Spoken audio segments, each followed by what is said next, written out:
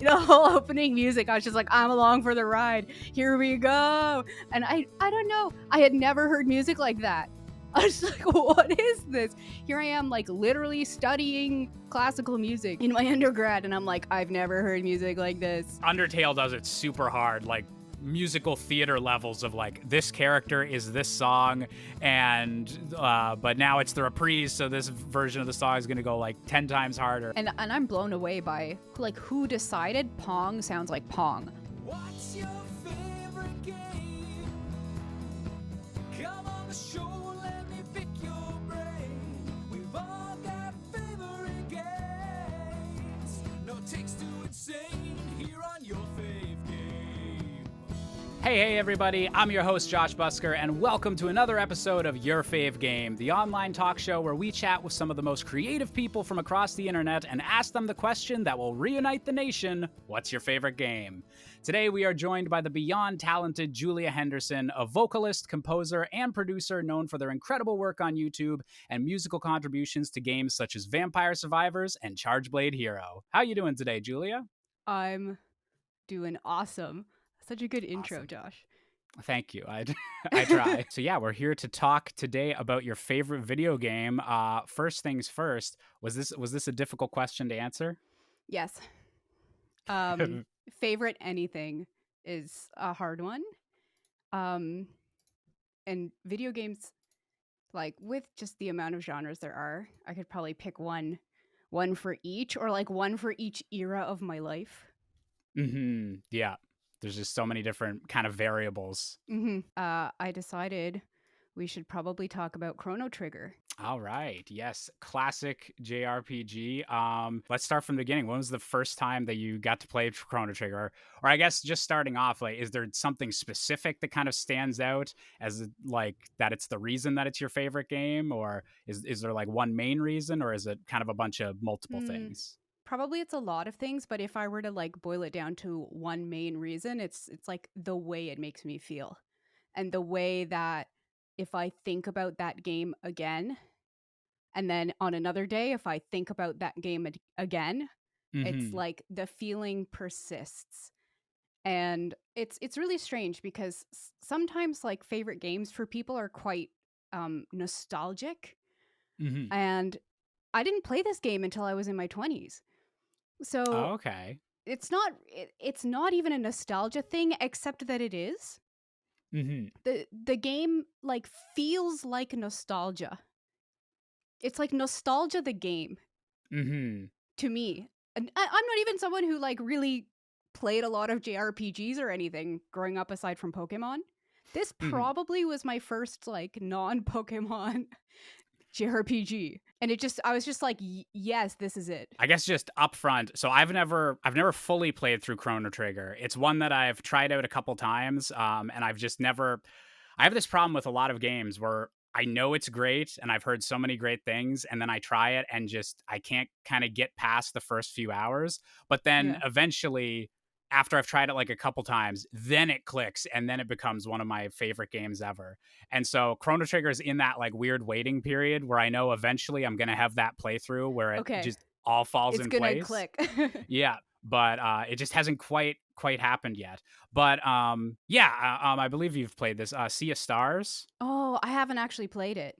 Oh, okay. I've heard it's very Chrono Trigger inspired, and that game I got to play for the first time last year, and that one really clicked with me. And what you were saying about like it's nostalgic without being actual nostalgia, kind of, I feel that because it felt like very much trying to throw back to that like 90s era of JRPGs. And even if it's a more modern game and I'm playing it like now in my late 20s, it's still very much is like, oh, I think I get why people like why this was such a huge genre at the time and why this connected with so many people. Well, one that did that for me recently was Octopath Traveler 2 specifically. Like number one, I played Octopath Traveler the first one, and it took me some time. I put it down and I came back, and I put it down and I came back, and you know, like my friends who are super into Chrono Trigger and, you know, Final Fantasy VI and other games like that, they were like, no, I love it. And I was like, I'm sorry, I don't get it, like it's not clicking. And I don't know that the first one ever really clicked for me. Mm. But I played the second one and I was like, it's like the perfect sequel. I wish more people played it. Mhm. Yeah, I think they just added it to Game Pass. It's one that's on my radar. Because I remember whenever the first game came out, my roommate at the time got super into that game, and I think he was it was kind of the grindy like JRPG aspect to Yeah. it. Like it wasn't even the story or anything. He just got really into the gameplay loop. I no longer lived with him whenever Octopath Traveler 2 came out, so I wasn't able to see like how those compared. Um, but yeah, the first game definitely like seemed to go for a really specific like kind of retro RPG type vibe. Yeah, and the retro RPG, like you were saying, the kind of grindy nature, it was like Hmm. if you didn't like the core combat mechanics or or even if you were kind of on the fence about it, like you're doing it a lot. There were plenty of times where I hit a chapter or I hit a boss and the difficulty was just like scaling quite strangely to me, and all of a Hmm. sudden it's like, oh crap, you know what, I'm gonna have to grind. And Yeah. like if you tell me to grind in any game, it's like I won't. And that's probably why I really haven't played a huge amount of JRPGs, or will put them down, because the Yeah. moment I have to like do extra stuff, like nah. Chrono Trigger was great. You can like avoid half the battles. Like you can Hmm. see them all. There's no random encounters. You can just be like, I don't want to. That was the big thing that really stood out to me the times that I have played Chrono Trigger was Hmm. that, and especially for the time, like it's kind of become a more default thing these days that most kind of like throwback RPGs are like either you can see the enemies on screen or they give you more control over, oh, I can stop the enemies from appearing or make them appear more frequently. Like they've taken a bit of that just random walking around aspect. But I really liked that about the original Chrono Trigger was like, here's the enemies, they're on screen. It's not just, yeah, it feels everything's a bit more cohesive instead of just like kind of being those random systems at play. Yeah, I think the randomized part of it, the agency taken away from the player Hmm. part of it, part of like random battles. Now, see, now I'm thinking back to Pokemon because I love it kind of there. And Mm, I'm on yeah. the fence about how they've changed it where you can now see the Pokemon kind of in the wild and you can interact with it without it Hmm. being random. Because in those cases, it's not battling just kind of for the sake of battling. There's the am I going to encounter the rarest Pokemon in the grass of this area thing? Yeah.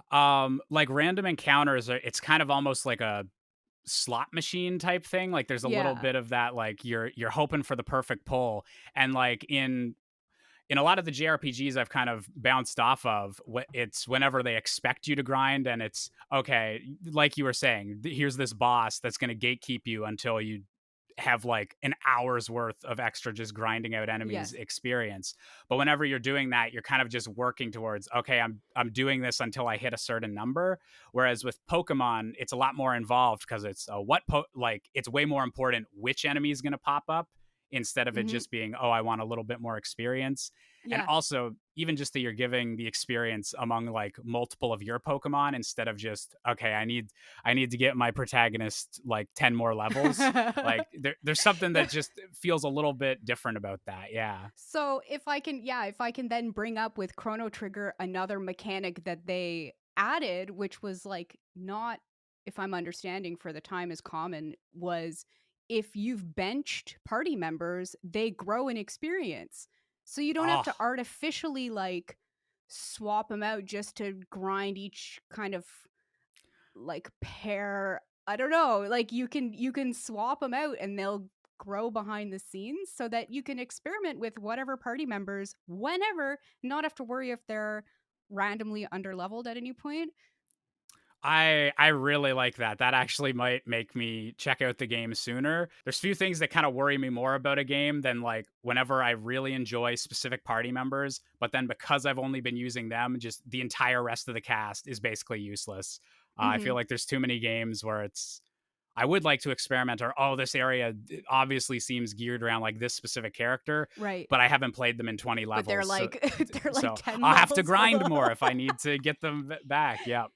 I appreciated that was like the simplest to me if I think about it. That's like, an extremely simple solution to something like that. There's other games that have tried to like get around that or have kind of more maybe interesting mechanics. Mm-hmm. Like the sort of maybe gotcha game type mechanics where you get like candies and then you can be like, oh, here, like you have the experience candies, and then you're just like Mm-hmm. forcing Yeah. forcing Oh, one character to like, I don't know, here, take these gems.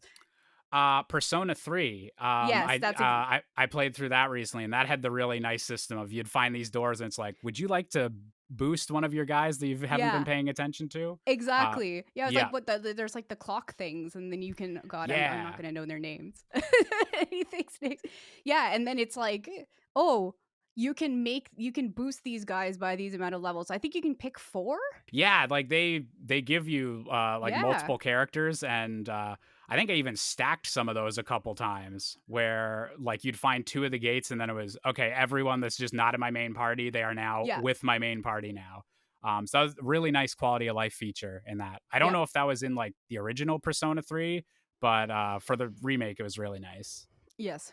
Yes, I appreciate little modernization things, in Persona 3, and even Persona 5 had some stuff that probably I haven't played. So I played Persona 5 and then I Hmm. played P3R.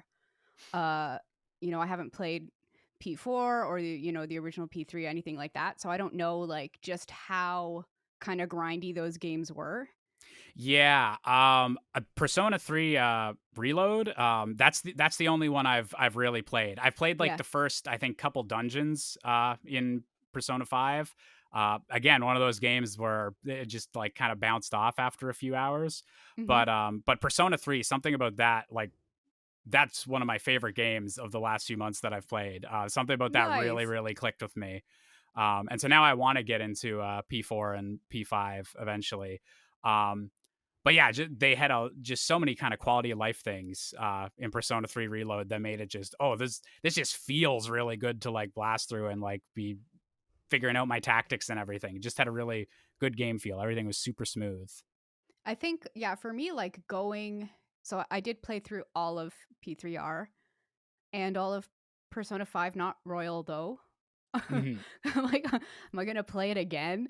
Yeah. But longer? I don't know. It took me so long to just What's do the first another one. 120 hours? Oh my god. The thing that surprised me, maybe it was an expectation thing, because having come from Persona 5 where the kind of loop is your day-to-day life sim type stuff, and Hmm. then thing happens in plot, and then we go to a separate, like palace situation, like separate dungeons and stuff, Hmm. rather, and then there's also the underground mementos, rather Yes. than Persona 3 is like all mementos. It's all the tower. It's like that's all there is. Yeah. And in my brain, I'm like, cool. So when's the like story dungeon coming? And it Mm. just didn't. And I'm like, wait, is the whole game the tower? Oh, okay. Got it. So once I kind of recalibrated in like my expectations there, it felt a little less um disappointing in that like specific sense. Hmm. Like that being said though, it felt like kind of grindy with the floors sometimes, or repetitive, maybe that's the word. Oh yeah, the actual like climbing the tower, that definitely had that grindy feel to it. And I think what made it work for me was that kind of you could organize it around that you'd only go into the tower like 2 days out of the month or something. Yeah, yeah, And you so just it like was do it all. yeah, I don't know if there was any times where I was like, okay, I'll just do a few floors, or any time where they'd recommend like maybe we should turn back. I was like, nah, I'm gonna get us to the end, and then I can just Yep. I'd usually kind of do that as early as possible, and then just focus on actually improving like my social links and everything for the Yes. rest of the month. Because that was what I really enjoyed about the game, was just building those up and everything. And Yes. there was I played on, it wasn't like the easiest difficulty, but I definitely didn't like go for a harder difficulty on it. So I think that helped a little bit with the grind, where it was like just the right balance of, okay, like once a month I got to go in and do like this gameplay segment, but then the rest is all just kind of like very smoothly flowing, figuring out the links and everything like that. Yeah. I love the links. I love like Japan, and it like those games feel like I've never been to Japan, but to me they feel like I like they feel like what I imagine kind of Hmm. like Japan feels like. Having Persona 5 being like in Tokyo is like like that's wild to me. And then seeing photos of friends who've been there and they're like, this is like Shibuya, this is like here we are, and I'm like, no way, that's so that's like sick. Yeah. Yeah. No, it's really cool how accurate some of these games like do the like Tokyo and the different cities, and then yeah, you can get the pictures and it's literally this is the building that like Yeah. this cutscene happens in front of, like the exact Yeah. same thing. Um, or what the big thing for me is I'm a huge Digimon fan, and so much of like anytime something happens in the real world with that, like it's actual locations, and so just there'll always be fan accounts popping up like, oh, here I am in front of the Ferris wheel where Ty and Matt got shot by the arrows and stuff like that. And you know exactly. There's like that movie Your Name, Yeah. and there's like the staircase at the end Yes. from Yeah. the movie, and people are like, this is the staircase. Yeah. And they get the pictures and then they like put that picture in like over a like overlay it over a shot of the movie. Yeah. So it's interesting, like games that so strongly feel like stuff. I don't know whether it's not like those games. It feels like places because it Hmm. is. It's like representative of places.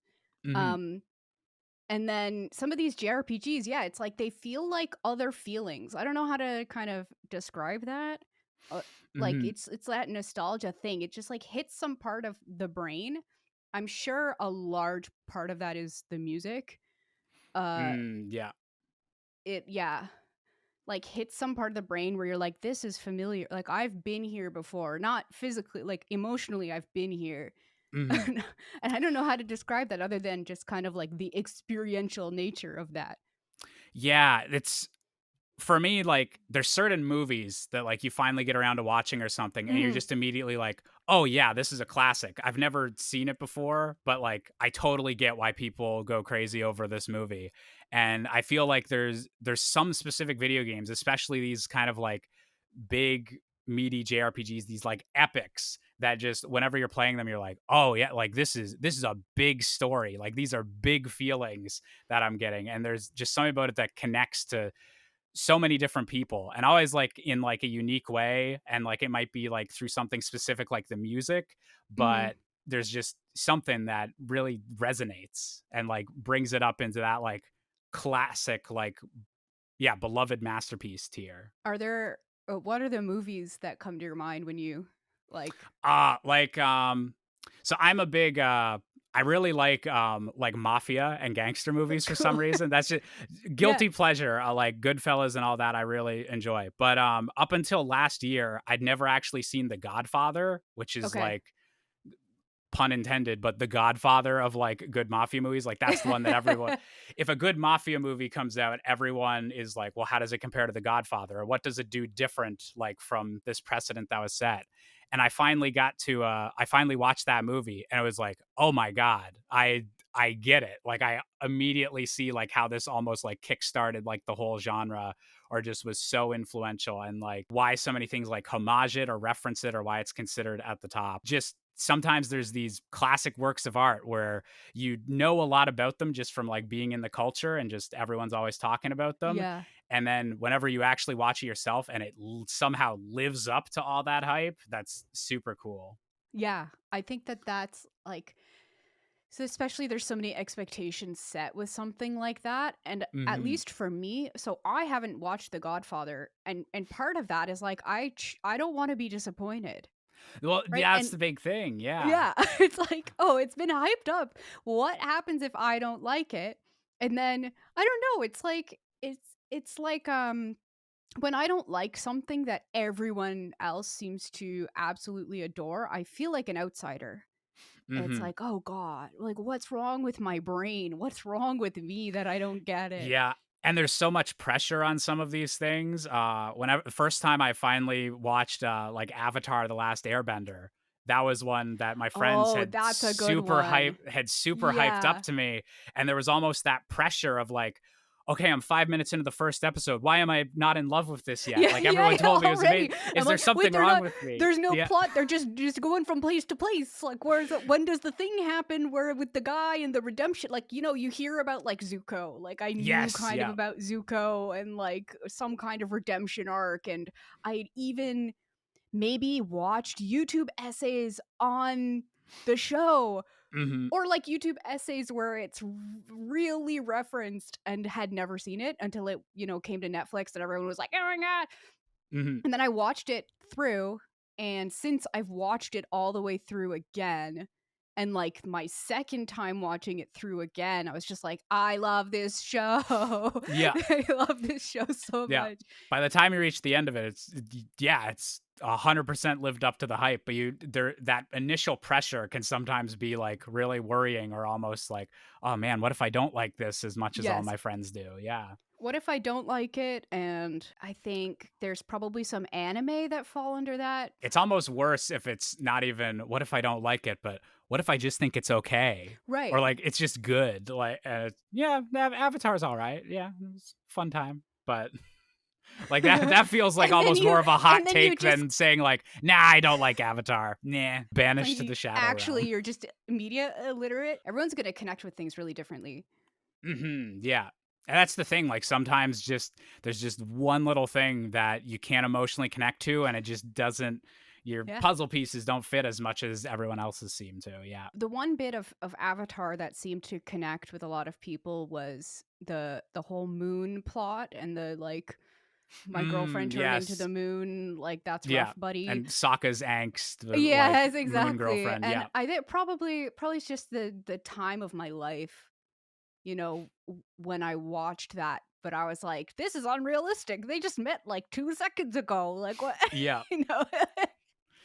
Like, And wait, this is the hyped up I was thinking romance? about. Yeah. Right. But yeah, so we're talking about finally getting around to like seeing these classics that we've heard so much about. And you said you don't really have like a nostalgic attachment to Chrono Trigger. It wasn't like a childhood game or anything like that. So No, not at all. I had never when even did you heard play it of for the it. first time? I played it when I was in doing my undergraduate. And like I didn't even play it under the best of circumstances. I think I like emulated it on my crappy laptop at the time. You make do with what you got. Yeah, that's when I played it. And it was like, okay, so there's the opening scene, right? Okay, you got the clock thing and it's swinging, and then do do do do do do do do do Yeah. do do wah, chords, okay, and then and I'm like, and Epic the whole title opening, screen. the whole opening music. I was just like, I'm along for the ride. Here we go. And I don't know. I had never heard music like that. I was like, what is this? Here I am, like, literally studying classical music in my undergrad, and I'm like, I've never heard music like this. What? And then it didn't go where I expected it to go, the music. Mm-hmm. I'm like, yes, classical brain me. This chord's coming up. Nope. Yeah. It's going here. And it was, I was watching a video, actually, and someone described the music as like it takes you along. It doesn't like force you somewhere, but it kind of guides you. It's like, we're going here actually. Haha. But it doesn't like punch you in a jarring way. And I Yeah. was like, that's perfect. That's exactly what it does. Yeah, throughout. Oh, that's a cool way to look at it.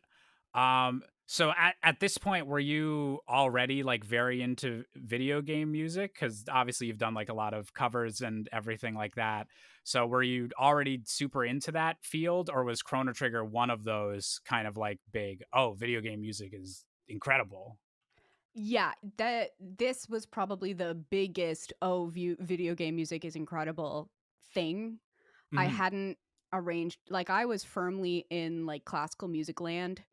Mm-hmm. In fact, strangely enough, and I've got to believe that things have changed since I was, doing my undergrad. Haha, I don't even want to say how many years ago, like over a decade ago. Okay, so I want to believe things have changed, but I was like explicitly told like you are to only listen to classical music. Do not like broaden your horizons. It wasn't said Oh, quite like that. But yeah, like, people like, yeah, no, I don't listen to anything else. I only listen to opera so that my brain can be like in opera land. And it is kind of, or I should say was, because, I'm not there anymore, but it was like an insular community.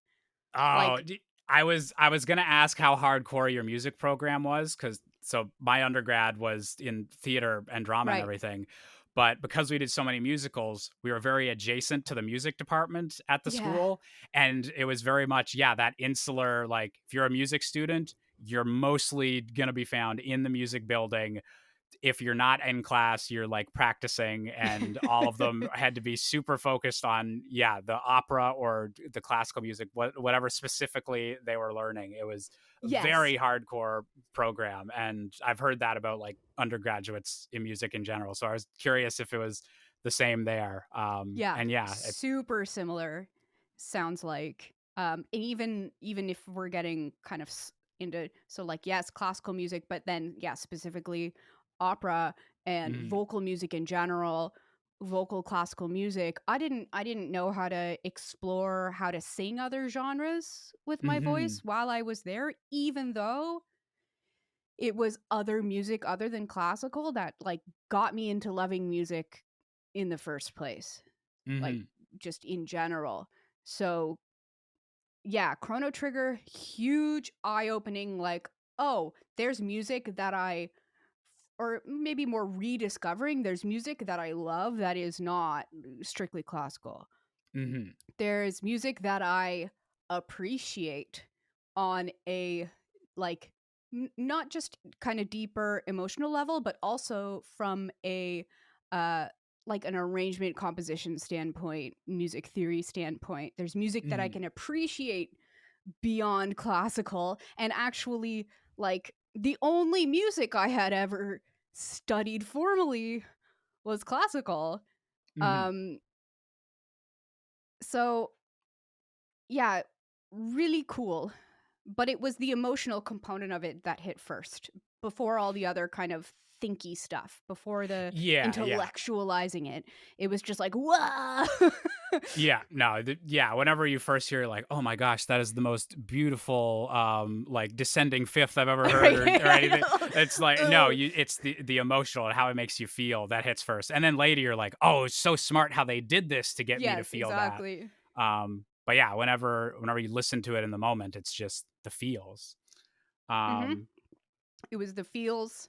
The other games before that have given me that. A huge one that I know you've already like um spoken with someone else about earlier, but like mhm, music wise was Zelda stuff and Ocarina of Time, mhm. specifically that one. Koji Kondo, yeah. Yes. I had a kind of strange upbringing with games, maybe. Mhm, Um Stranger, because the thing that was popular when I was a kid was N64. So that was kind of what was coming up in popularity. mhm, But so like we never had an N64. I barely got to play an N64. So like again, Ocarina of Time is one of those games I didn't play as a kid. I didn't experience that music as a kid. Not mhm, until later did I play it.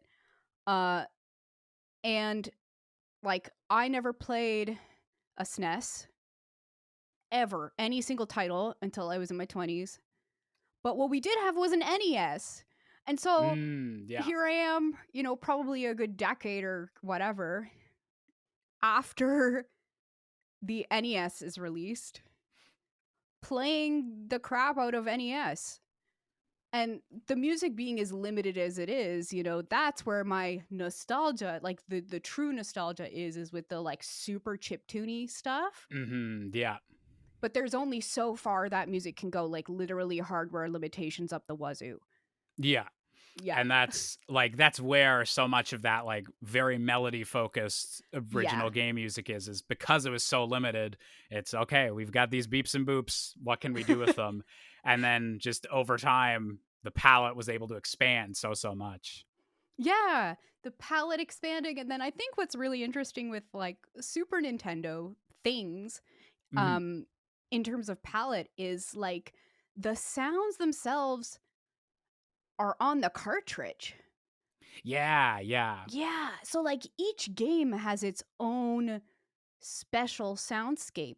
It's not each game just sounds like, oh, this sounds like an NES game because it's all the same chip. Like Yeah.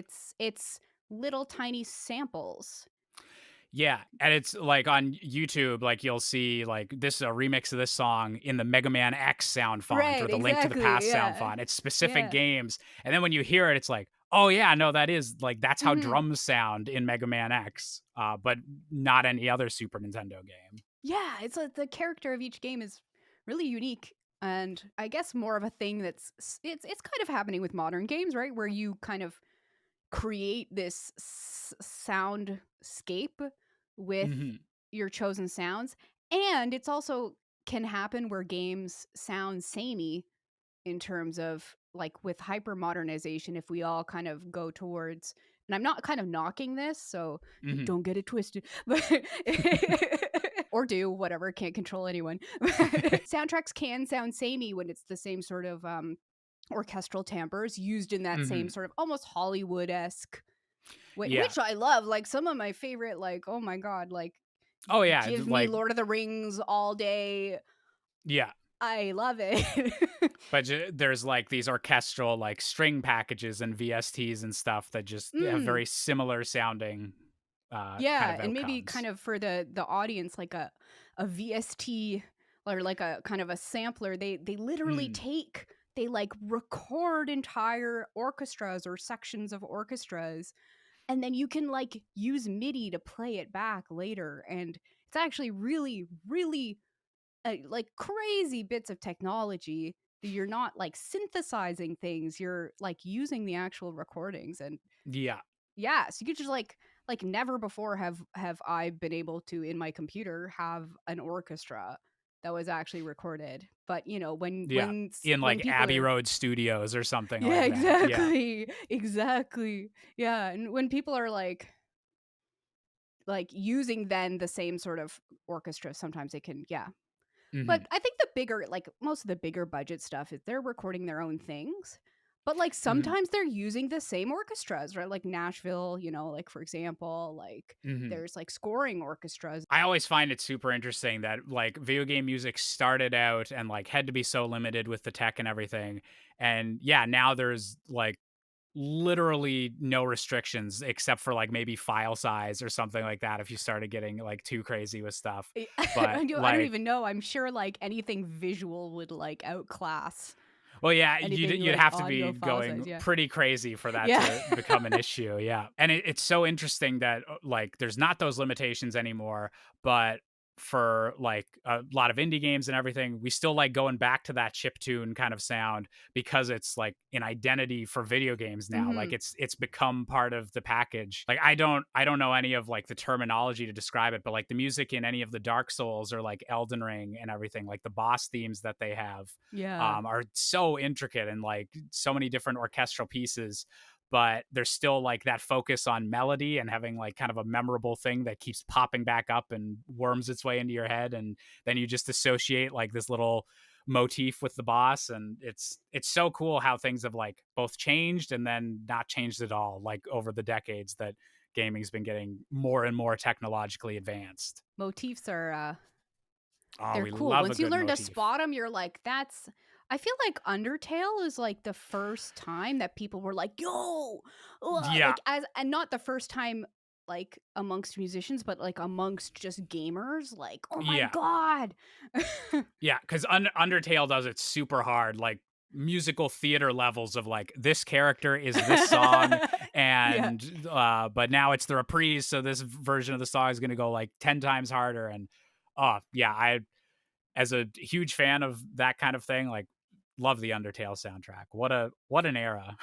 Yeah. Well, there's some games that like go even harder, I think, with it. Like I think any of the newer Fire Emblem titles, you're just like Oh there's yeah. da da da da da da like Da, da, everywhere. da, da. Yeah. Or, you know, they have like their vocal theme, and then that little like the bits of the melody of the vocal theme pop up in every symphonic thing in the soundtrack in different, you know, with like harmonized differently or different tempo, different mood altogether. But you're like, there it is. Oh, there it is. Like over and over. Oh yeah, and just one last example, just Yeah. where this is our raving about how much we love motifs section of the show. But one of my favorite things that Elden Ring does is, so by the have you played Elden Ring? I have not. Oh, by the end of the game, there's like 4 bosses or something in the row for the last little rush, and it's almost like, okay, which of these guys is the last, like, actual last boss? Because each one of them is like so epic and like all this stuff that it could be the finale. And then you get to the actual last boss, and the main menu title screen music starts playing, and it's like, oh, this is the guy. This is the grand finale. Yeah. Because you don't hear like that. They have just very like an epic melody for the title screen. You don't hear that anywhere else in the game. And then it's like when the anime brings back the theme song for the big fight, and you're like, Yes. oh, this is the good stuff. I think that something similar in Breath of the Wild. You're fighting Ganon. Do do boo do do. Yes. Do do do. You're like, ah, it's the theme. They never use that theme anywhere, like really in that game, like really frequently at all.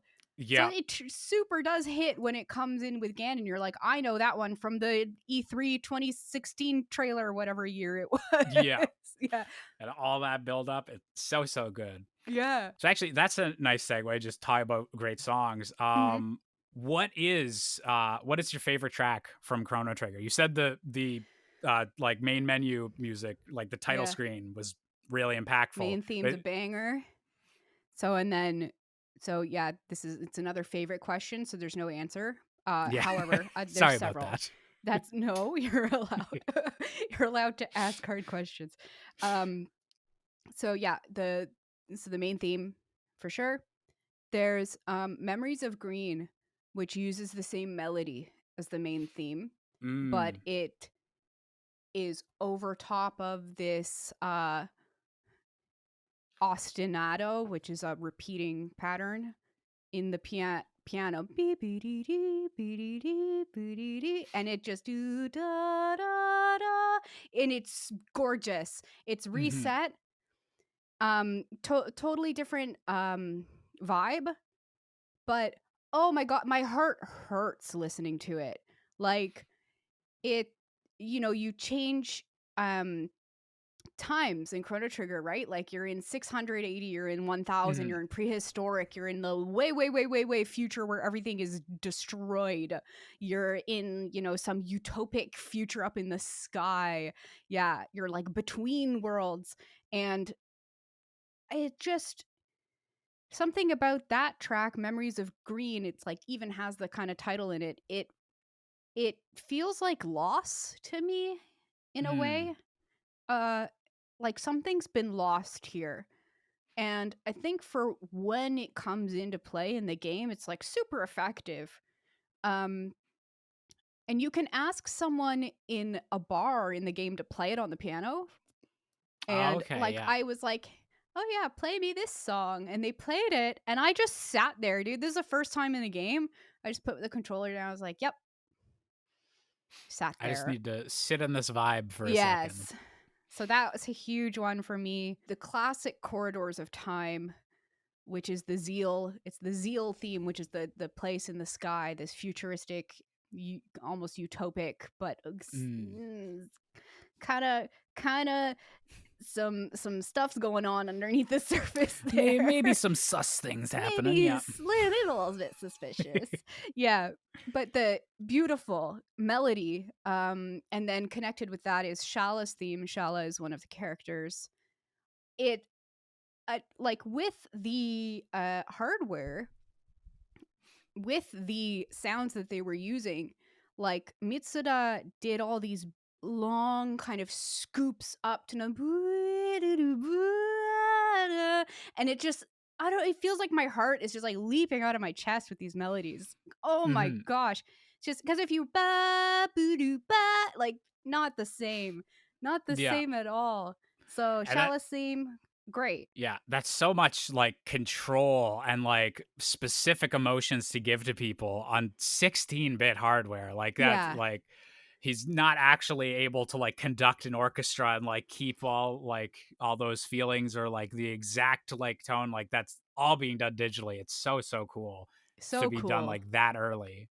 Yeah, yeah, and you have to manually be like, how long do I want this to be? Like, how long Hmm. are we scooping into the note for?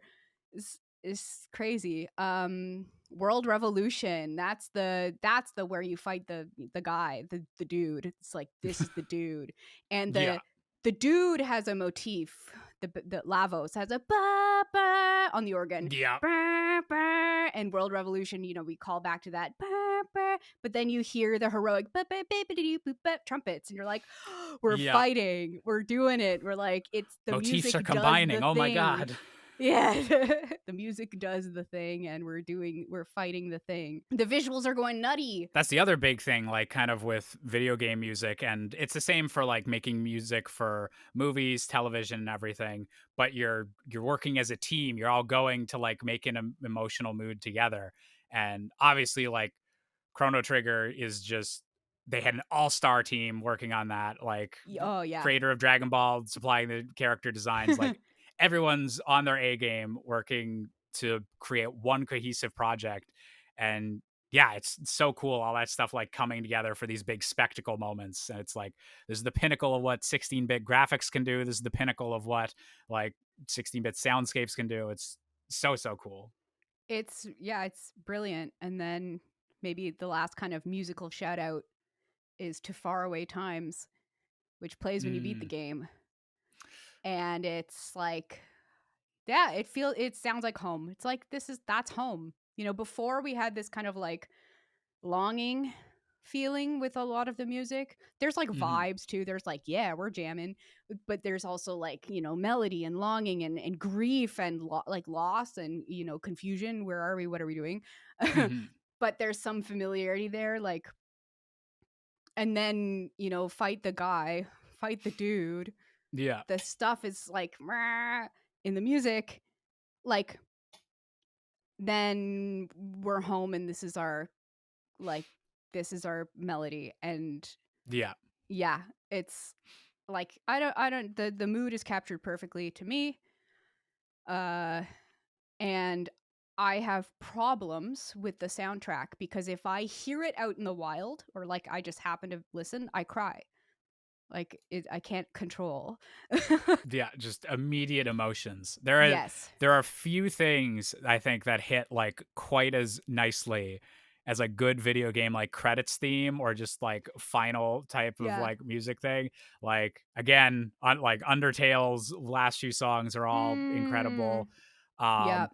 Ocarina of Time's end credits is like one of my favorite like compositions ever. Just the like all the little motifs, the last little like Zelda's theme when all the sages are looking out over the mountain. It does like a big orchestral swell as big as they could do on the N64. Just yeah, stuff like that. Just wrapping everything up. Oh, I love it. If I were to like kind of put a thing, like I think it needs to feel like catharsis. It's like, Hmm. here's your catharsis. Like, Yeah, you may now, everything you've experienced thus far, I'm giving you permission to release this.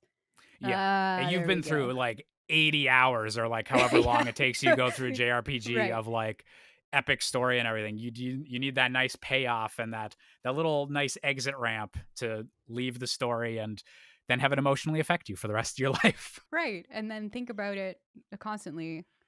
Yeah. Good call on Ocarina of Time. The title theme on that one is Gorge Oh, yes. too. Yeah, that's another It's another one that best foot forward, yeah. it feels like, hey, like loss is coming. Like there's some Yeah. grief here. And it's interesting that it's like, I don't know, you'd think that the obvious choice would be like, okay, first 3D Zelda game, and you're gonna start with da da da da da da da, Right. like have that like I'm ready to, and like even riding the horse and everything, so it could be like I'm ready to ride off into Yeah. battle.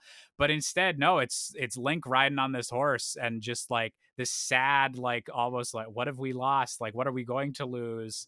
Yeah. What's happened to the world type like vibes. And it's very, ooh, what am I getting myself into? There's this motif, so like maybe on a meta level. So we've spoken about motifs in games, but Mm-hmm. like there's this little lick that Japanese composers use Mm-hmm. a lot. The ba-da-da. And it's like Yes. Koji Kondo uses it, Mitsuda uses it. I've heard it in Metal Gear Solid, like so that do do ba-da-da. Like Mm-hmm. that's like, oh, we're losing some stuff. Yeah. Bye. Yeah, and it's great. You can kind of like, I think that those few notes, especially the descending bit, feels like nostalgia to a lot of people just on its own. It's interesting how that stuff works out. Um, so going back to Chrono Trigger, Hmm. like Incredibles soundtrack and everything, is there anything you think that it's specifically doing that it does better kind of music wise than other JRPGs at the time? Because it was a very big era like for the genre. Like the Final Yeah. Fantasies are coming out. There's a lot of great music happening there. Link to the Past, like just a Yeah. lot of great video game music happening. But is there anything you think that like puts Chrono Trigger kind of over the top in terms of those vibes, or anything it's doing kind of uniquely? Well, one thing, like in terms of uniqueness, is the variety of sounds. Is like Mm-hmm. that's kind of one thing I can think of. Like the some of the drums, some of the drum samples. What's it called? An udu? It's like a, yes, exactly. It's like a boop boop boop boop boop. Like it's boop boop boop Oh yeah. boop boop boop. Like one of those. Like using those. So it's not. It doesn't sound, like, and I'm using this extremely broadly, this term Western, like it doesn't sound Mm-hmm. just like your standard instrumentation. Yeah. So it gets to feel at the same time like home, but also so otherworldly because it's a combination of a whole bunch of things. Plus, like, synthesized, like sounds that, are computer based. They're not based on instruments, Mm-hmm. and are doing kind of wacky things in like if you wear headphones, it'll be like like it's doing this guy, Yeah, they got the and you're like, that's stereo neat, going. that's cool, this feels like space in my ears. Like, with the we can do fancier things now with that kind of thing, but this is like you Mhm. you could be like left side or right side, like that's kind of how it was. Yeah. And the breadth of genre. So it doesn't stick to one type of music at all. Mhm. Mitsuda is like, this track is funk. This track is rock and roll with organ. This track is all of them. This is a piece of Baroque. Like, this is Bach. Yeah. Yeah. So I think that, and I tend to appreciate when there's a fusion of genres. Yoko Kano, who Cowboy Bebop and Ghost in the Shell. Oh my Mhm. gosh, she's an example of just like, I can write in any genre and it feels like still me, but still it's fits perfectly. Mhm. So I can appreciate composers who do that really successfully. Yeah, they can switch up their style, like just whatever the story needs, whatever will feel the best for the game. And yeah, that Yeah. variety is really nice because yeah, I've heard some incredibly like beautiful orchestral sounding like Chrono Trigger tracks, and then you've got like Robo's theme, which is like never gonna give you up basically, and just very like Exactly. poppy kind of, but it's a Beep, nice beep, happy beep. like character beat. Yeah. Yeah. It is really interesting. I talked about this a little bit whenever I was talking Donkey Kong Country 2 with Snowman Gaming. But the Super Nintendo era is really cool because that is whenever they obviously can't use like real instruments yet, but they can make their samples and like the MIDI Yeah. things like what instrument they're going for. Yeah. So like with Donkey Kong Country 2, like they're able to have like specific, like when you're going in the mines, they have like clanging as if like people are like striking an anvil, or you have like shakers, or like you can hear like the little bass lines and it actually sounds like someone's like finger picking a bass, not just low frequency things like you'd have during the NES era Yeah. where it's just you can kind of go in directions with your beeps and boops, but it's not going to sound like a specific instrument. But Super Nintendo and like N64 are really in that sweet spot of like, okay, I know what instrument you're going for, and they can like do that almost. What's my orchestration for this piece? Yeah, absolutely. You're not just limited to like, what is NES, like 4 channels plus a noise, maybe plus a noise channel, I think and so, yeah. you're having to fit your music and your sound effects though too. So then Yes, yeah. like if there's like ka-ding, like your coin and sound, it's like, oh, one of the channels of music doesn't exist for that Yeah. split second. It's like ducks out, so it's like takes up, yeah. Like I'm thinking of Link to the Past. The other thing they started to be able to do is add effects. So there's like Mhm. you're underground in the underground walkway, and you can hear it reverberate. Mhm. It's like, ah, yeah, like this is more of a soundscape, or like, he's walking in the water and the kind of underground thing, and you can hear it reflect off the surfaces Mhm. more, which, yeah, again, NES, like, where are we? Like, will we kind of have to capture where we are, like, really abstractly? Mhm. Oh my goodness. And don't get me wrong, like a lot of NES games are able to do that and like do incredible Oh things yeah. like No, it's with the magnificent. limitations they had. Yeah. But it's crazy how big a step forward that was. And yeah, just even for sound design, being able to reverberate things or change those just opens up so many more possibilities. Yeah. And I'm blown away by like who decided Pong sounds like Pong. Like who, you know? I mean, Yeah. like I don't literally mean who decided, but I just was like, what brain space does that come from to be like, aha, it's blip, like it's that. Yeah. Why is blip better than Yeah, bloop? Like like whoop, someone had to yeah. make that creative Yeah. choice at some point. Yeah, like why is the coin sound the coin sound? Why Mhm. is the jumping sound the jump? That's it sounds like a jump, like I buy it, right? It's like, yeah, Yeah. nothing is strange here, nothing's out of the ordinary. You isolate that. But I wonder if I went, went to someone where they never heard any bit of, technology or anything, and I'm like, "Hey, can you listen to this? And what is this?" Yeah. And if they'd be able to Is this a correctly be jump? like, Yeah. "Someone is jumping." Probably a fat Italian plumber if I had to think about it. Chrono Trigger is one of those games. It had the DS remake. Yeah. And I think there is a PC port, right? Like Yes. have they ported that to Steam? Yeah. Yeah. Um but that's I think the big game that everyone wants them to do, the Octopath Traveler, like Dragon Quest, Yes. the 2D HD thing.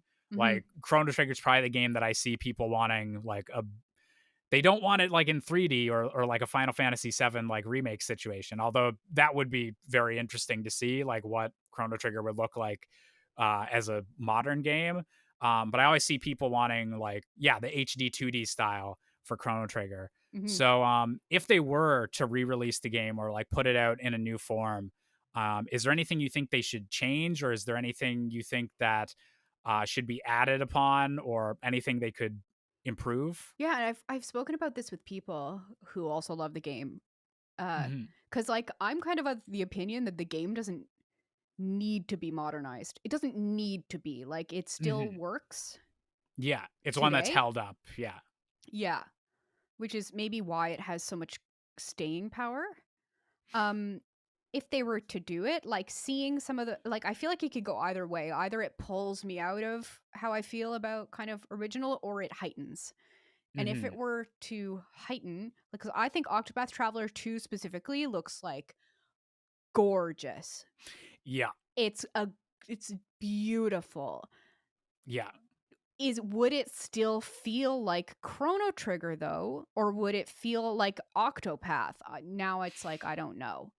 Like Mhm. would it still feel the same? Yeah. Octopath, like visually, it's like that mix of things. Mhm. Um it's like 16-bit, but it's like also a diorama, like, and where it's like that's kind of what it Yeah. feels like. It's like a It's a very diorama. specific like aesthetic. Yeah. Yeah, the music is completely melodically Nishiki, like melodically, and in the chosen harmony and everything like that feels like old school RPG. But it's recorded all modern techniques. It's like live instrumentation. There's not like a bunch of sampling going on and stuff like that. So then it's like, okay, would the soundtrack be modernized? Mm-hmm. Probably. Even the DS version. So I've played the DS version also. Mm-hmm. Like it doesn't 100% feel the same sound wise, just sound wise, because Mm-hmm. it's not literal. I mean, like you need the cartridge to play the thing. It's not. It's a different sound font. It's a different generation Yeah. of the sounds. It's different. Sounds different, but the melody, like the compositions, are still there and they're still beautiful. So, and I'm saying this as someone who's like rearranged Chrono Trigger music a whole bunch of times Mm-hmm. and like released an album, and like the reason I waited on some of that music is like I'm gonna like someone is gonna be so attached to these compositions that are like, what did you do? That balancing act I could feel would be really hard to hit of, because it feels like with a lot of these like remakes or things, what you're going for is you want it to be how people remember the game, like even if it didn't actually like look that good like in the past. Like Yeah, there's so many cases of, yeah, but you still want it to be accurate enough that people are like, oh, they changed this, or oh, this guy doesn't look like how I remember him looking, or things like that. Like it's so easy to kind of just go a bit too off model, or just not quite hit it. And so, yeah, it is a kind of tough tightrope to walk there. And yeah, especially with that decision, music wise, of are we going to actually get in like the full, like an actual orchestra to re record all these things? Is it going to be someone just using higher quality samples and like it's a lot of the same original, like MIDI, like arrangements and all that? right. Like there's a lot of different ways you could go about it. I think ideally you have like the ability to toggle. So they Yeah. give you all those brand new arrangements for people who want that refreshment, for people who want maybe the music to match the more modern visuals in Hmm. that sense, but you also give them the original stuff. Yes. Yeah, because I think that's successful sometimes. Chrono Cross, I toggled so that it's the original visuals when I Okay. played Yeah. on the Switch, because I thought the lines and stuff in the remastered textures looked like it didn't fit anymore. I was like, this is Mm. too clean. It's like a mixture. It's almost like an uncanny valley of like modernization. Like the lines are Yeah. like this, and then the faces are like, yeah, I can't think of another word other than uncanny valley. It's like we're kind of in this like someone upscaled like a PS, like the PlayStation. Well, that guy looks like a PlayStation 2 character, but this is a PS1 game. Like it's just like a weird kind of like, Yeah, and it's like upscaled PS2 yeah. as well. So it's like someone, it's like this is the emulator that someone, and then they just kind of like, Yeah, the times four, and it's like they kind of yeah, like blurred it out like a little bit. Yeah. yeah. So, So I was like, I prefer this sort of like super like no anti-aliasing almost, like just for that game in particular. And also then the audio made more, the music made more sense to me, just mhm. the experience as a whole. But I liked the Yeah. ability to fast forward. But like Chrono Yes. Trigger, you don't need some of those uh quality of life things like you do with Chrono Cross, because Chrono Cross aged, Hmm. opinion. Chrono Trigger in that same sense is didn't age kind of gameplay wise. Hmm. If they were gonna add something, let's see, like in Octopath, they have really detailed character drawings of Yeah. each party member, so that would be cool to like enter into the menu and then see like Isla doing like a badass pose, and then she's just like, yeah, and you're just like, ooh, that's who you are, Yeah. girl. Yeah. Stuff like that's really exciting. Like I know people got really excited with some of the character designs in like Final Fantasy VII Rebirth, and like seeing how these characters that people have known for decades like look whenever people really took the time and like made an accurate but updated kind of like version of them. People get really excited when that gets like when they nail the aesthetic. Yeah. Yeah. And even with that, I think with like Aerith specifically, there was like, what happened to her face? Like, Yeah. Oh yeah, there's always going to be some people that it's not quite close enough, but yeah. Like, I'm sorry, um, she's not a triangle anymore, guys. She's not polygons. sorry, we got a few more polygons to work with now. Yeah, I was gonna say, Just a like, she's couple. still polygons. It's just there's a lot. So you've obviously covered a lot of Chrono Trigger music. You've had like an entire album rearranging songs from that game. Yeah. Is there any? I've asked you about your favorite songs from the game, but is there any that you haven't gotten a chance to cover or like do your own kind of spin on yet that you're really looking forward to doing or would like to at some point in the future? I want to do Millennial Fair. Oh yes. I want to do Black Omen. I want to do Frog's theme, probably. These are all wanna do, whether or not I ever do it. Hmm. Wanna do and gonna do different. Very But different. Yeah, I yeah. feel that. Yeah, Frog's theme is a banger. Frog is probably one of my favorite characters in the whole game. He's got a cool story. Um, yeah, probably those three are the and To Faraway Times. Yeah, the ending theme. I didn't arrange that, so that would be Yeah. cool. There's a lot of good music. I could probably take most of it and do something. Yeah. One of those ones where it's like, yeah, if I had to, I could probably do any of these songs. Yeah, and I'm sure like my brain's going to the like really obscure ones, and I'm kind of like laughing. There's like kind of like unga bunga music in there purposefully because it's Oh like yeah, because there's like the caveman times. caveman era. Yeah. I'm like, yeah, probably just make it. I wonder what it would That'd be be fun. like if That'd it be was fun to do the more music video for. You get some Flintstones right, set up like and everything. heighten the unga bunga nature. Yeah, So we've been talking a lot about the music and kind of the sound design of both Chrono Trigger and I guess a lot of kind of classic games yeah. from the era. Is there anything like gameplay wise or art wise that really stands out to you for Chrono Trigger, or anything else that really clicks? Sorry, I just punched my microphone. But anything else that really like stands out as, oh yeah, this is one of my favorite games. This is a masterpiece. Time travel. Yes. Oh, Anything time travel. Yeah. I think the characters, yeah, like Toriyama like go kind of without saying. It's just like, oh, this is like anime. Yes. Like, and yeah. it's not just anime. It's like this is like the anime that we know. Like One of the kings of anime. this is like these are like the characters that, like, I am Goku. Like, yeah, Yeah. basically the time travel. I don't, I'm sure there's other people like this too, and you kind of went yes with it, but yeah, like games with time travel or like setting, like massive setting change. Yes. And I think what that does, what time travel and things do, and I don't know if I've thought about this so explicitly before, because you see it in a smaller way in Majora's Mask as well, is we have action and then we have later consequence of action. Mhm. And like Majora's Mask does this on like, a 3-day sort of track. Chrono Trigger. Oh, okay. Well, Ocarina of, I'm gonna go kind of smaller, medium, big. Ocarina of Time does it. How long is it?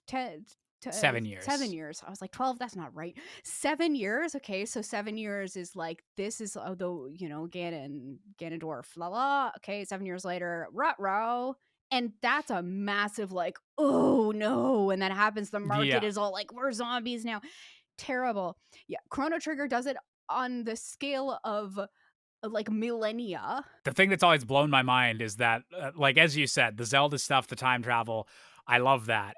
But with Zelda, it's usually just between two kind of points in time, because you like Ocarina of Time, Young Link, and then Adult Link's Hyrule. Link to the Past as like the Light World and Dark World, like kind of a big like connected worlds, but they're like slightly different. But what you do in one like impacts the other. And then Chrono Trigger has like multiple different time periods over, thousands of years. And there's just seems to be so many more different connections there. And that is actually one of the reasons that I keep wanting the game to click for me, because it seems like it should be extremely my cup of tea, just with how I love time travel mechanics in games, and that Chrono Trigger kind of seems to be like the definitive time travel game. I think, yeah, just the amount of different places you visit and the enormity of the cataclysm. And this is one thing they do really well, again, like despite the limitations, is like you feel Lavos like he's coming out from the earth, and it's just like you feel how big it is. Not only do you feel it, not only you see it, this is gonna happen bad. Then you visit the time period where the result of that cataclysm is. You interact with people who are like, yeah, so we figured out a way to stay alive. Basically, we go into these pod things and they artificially keep us alive, but we're always hungry, and you never get rid of the hunger because there's no food, because everything's a barren blizzard tundra wasteland, and they're all in tatters and like depressed. It feels so bad. But this is what, like 12,000, even more. I don't remember the exact eras, but yeah, it's like the millennia into the future. It's the more extreme version of like what Ocarina of Time does, where, oh no, Ganondorf won. He like Market Town's gone. Everyone has to live in the other village now. But this is an apocalyptic scale. Yes. It's so much bigger. Yes, and it's like the same, almost there's like tectonic plate movement changes of, yeah. And I think to being able to simulate that, because probably there's something that speaks to the idea of time travel to people, because like we can't. And so being able to simulate that and do it, and then have your actions in a game affect what goes on, like you see the consequences of you not doing anything. There's different endings, right? You can, when it's introduced, you can be like, BRB gonna go try to fight the final boss now, and you're not even ready. You just be like, I'm gonna go now. You know, before Breath of the Wild was like, well, you're gonna go straight to Ganon. Yeah, you can go straight to Lavos. 13 different endings like that early on in gaming's history is kind of nuts, because now it's like a more common thing in RPGs where, oh, like because you talk to this character, you have a slightly different ending. But the 13 like definitive endings, and just, you can end this game way earlier than you probably should just because you're a dummy, you want to fight the final boss, is really, really interesting. So this is I've really enjoyed kind of just talking about the different music theory stuff and just this kind of era of gaming in general. Is there any kind of closing thoughts or anything you didn't get to say about Chrono Trigger that you'd like to kind of talk about?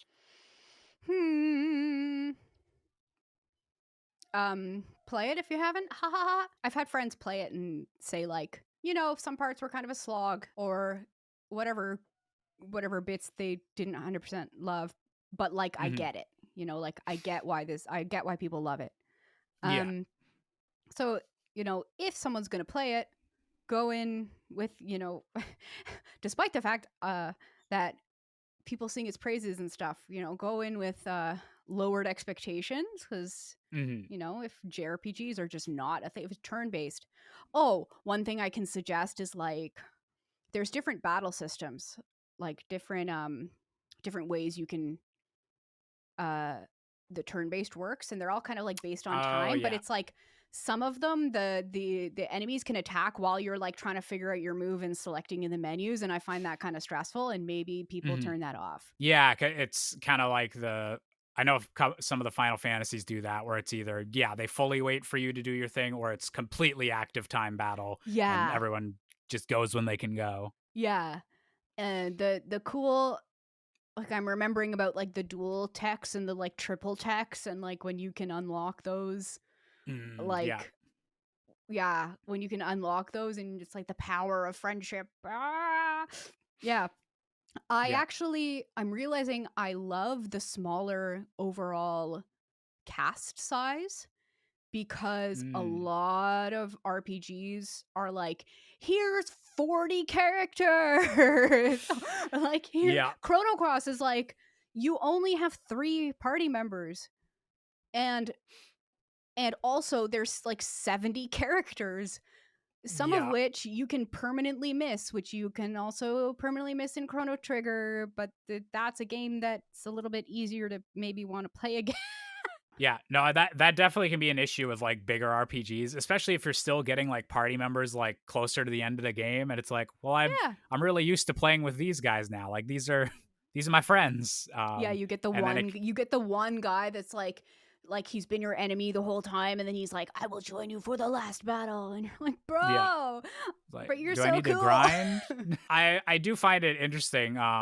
Like with these like bigger older games and stuff, that because you said like, yeah, going with like a little bit lowered expectations, because some parts like might seem a bit slow or just like not Yeah. as good as the rest of the game. And I think that's charming whenever like a game's community kind of is, like agrees like, yeah, this part of the game's not the greatest, but just like get through there, or like everyone just kind of like bonds over, yeah, we all had to get through this like forest section or this poison swamp together, but it was all worth it because, oh my gosh, the It's the payoff water for temple. like these next We know exactly the water temple is these less games long. have every game's got its water temple, and it's endearing how everyone's like, yeah, this Chrono Trigger's version of the water temple can be but everything after it or like just before it, masterpiece moment. And it's cool how that stuff kind of happens. Yeah, just dodge all the battles that you can if you hate the area, or just vibe with the music. At least there's music. Yeah. The There'll at battle least be themes are something to cool. enjoy. So yeah, this is I really enjoyed this conversation. If people wanted to find you anywhere, Julia, where would one, where would they find you on the internet? And two, do you have any exciting projects coming up? One, Julia Henderson is my name, so yeah, youtube.com/Julia Henderson. On X, oh god, Twitter. What am I calling? Yeah, I think it's P Julia Henderson. So you guys, I'm like, guarantee you search my name, it'll come up something. There's a cellist by the same name as me. She might come up, but that's not me. I'm not a cellist. I'm a singer. It's a musical name, but she's the singer one. YouTube, those are the main places. All my music's up on, Spotify, Apple Music, and iTunes, Amazon. There's some stuff on Bandcamp, so y'all can check that out. Any exciting projects? Something NDA, something. I'm hoping to make an album of original music. So that's been in the works, but again, it's like, who knows how long until that's the songs are written. Yeah, the songs are creative written. Process. Yeah. There's that. And always working on like some kind of music here or there. So things pop up. I love arranging video game music. And I love singing on projects for other people and playing music on projects and mixing music. So I'm around. I definitely recommend subscribing to Julia's channel, checking out her music. And if anyone is hiring for video game stuff, also hire her. Do it. Hire me. Feed me and my dog. Give us sustenance. Yes. So yeah, anyone watching this, you probably know who I am. Josh Busker, all over the internet, YouTube, everything like that. I just put out an original album of rock and roll music as well, since we're talking about music stuff. So you can check that out, Spotify or wherever you can stream things. But yeah, again, I had a lot of fun with this conversation. Thank you, Julia, for being a guest on the show. And to everyone watching, thank you all for watching. I'll see you next week with another episode, and I hope you all have a lovely week. So bye, everybody. Bye. Bye.